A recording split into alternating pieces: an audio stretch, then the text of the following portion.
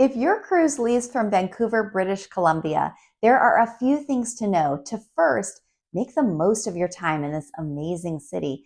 And second, avoid any unexpected hassle.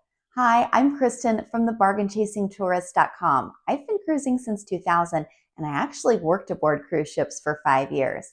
I love cruising from Vancouver, but if you're new to cruising or if you've never cruised from this port, Vancouver is quite different from other Embark ports. So let's talk about what to expect and some of the awesome things you can do and see in Vancouver. If you live outside of British Columbia, you will likely fly into the beautiful Vancouver International Airport. I always recommend flying in the day before the cruise. The first reason being, if you are not Canadian, you will have to pass customs and immigration in the airport. So do not forget to bring your passport with you in your carry-on. This process was quick during my visits, but I arrived late at night when there weren't very many people arriving. My trips were also outside of the height of Alaska cruise season, so plan for extra time if you're sailing during peak season of June and July. I always look forward to flying into YVR. This airport is clean, the people are friendly. But what I look forward to the most after a tiring travel day is walking straight to the in-airport hotel and falling into a comfortable bed. The Fairmont Vancouver Airport is incredibly convenient for cruise travelers. The ability to walk straight from baggage claim to my hotel room is why this is the only Vancouver hotel I've ever stayed in. There are plenty of really nice Vancouver hotels, some on the waterfront, but they are not close to the airport. So when I arrive only one night before my cruise, the Fairmont Vancouver Airport makes the most sense. The hotel faces the runways, but it is completely soundproof. Recover from the stress of the travel day in the waterfall shower, garden bathtub, and super comfortable beds. In the morning, you are steps away from this delectable European-style bakery for breakfast. Yum! I always make a point to stop here when I'm at YVR. On your cruise embark day, the best way to see Vancouver is to take a tour. The problem with trying to explore on your own is hauling your luggage for the cruise.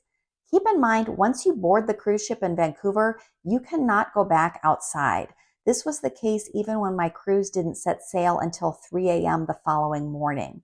Our Landsea Tours driver picked us up at our hotel in the morning and transported our luggage during the tour and then dropped us off at the cruise terminal to check in. If you're anxious about being late to cruise check-in, don't worry.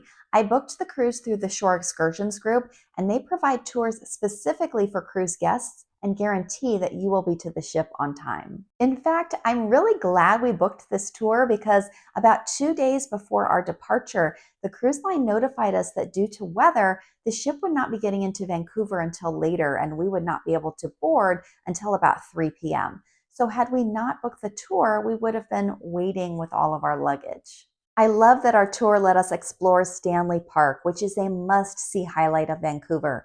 Along the waterfront, you get fantastic views of the city skyline and the cruise ships. In the meadow, you can admire the impressive First Nations totems. If you have more time, there are 27 kilometers of trails to walk or bike through the rainforest. You can also get amazing views like this of the Lionsgate Bridge. Our tour let us hang out at Granville Island, the most beloved public space in Vancouver. What was once an industrial wasteland has now been transformed into a family-friendly cultural hub that has even turned the silos into art. Granville Island hosts the public market, the biggest farmers market I've ever seen. We bought lunch here and enjoyed a picnic on the waterfront. You can also ride one of these aquabus ferries to multiple locations across the water. There are plenty of restaurants and pubs, and the Granville Island Hotel has this waterfront patio to hang out and enjoy the views. Don't miss seeing the steam-powered clock in the historic Gastown neighborhood of downtown Vancouver, which looks to me like it belongs in a Harry Potter movie. Now let's talk about what you need to know to embark your cruise in Vancouver. First, expect and prepare for traffic. This is another reason why I recommend flying in the day before your departure. The Cruise Terminal Canada Place is different from other ports because it is also a convention center in a very busy part of the city. The cruise terminal can hold 4 ships. Each time I've been here, there's only been 2 ships, and it's still been very busy because there are a lot of visitors here in addition to the cruise guests. This can add to the confusion of where the cruise ship guests are supposed to go to find the cruise ship check-in. It's not very intuitive. I didn't see any signage, and there were very few people directing the cruise ship traffic. Another thing is the walking involved to get to the cruise check-in and then through the process is more than I've ever walked in any other terminal. We felt like we circled the inside of the terminal about 3 times. So keep this in mind if you have mobility issues or are using a walker. Another feature that differs from other Embark ports is there are no porters to take your luggage until you actually find embarkation inside the building. If you've sailed from Fort Lauderdale or Port Canaveral or the Port of Los Angeles, you've seen the porters there in the parking lot waiting for you to take your luggage and put it on the ship. So you have to haul your own luggage quite a way at Canada Place. And this makes it hard if you have a walker or wheelchair or stroller. So my advice is don't overpack. I hope it doesn't sound like I'm complaining about this port because I love Vancouver. My purpose here is to help you prepare for your trip.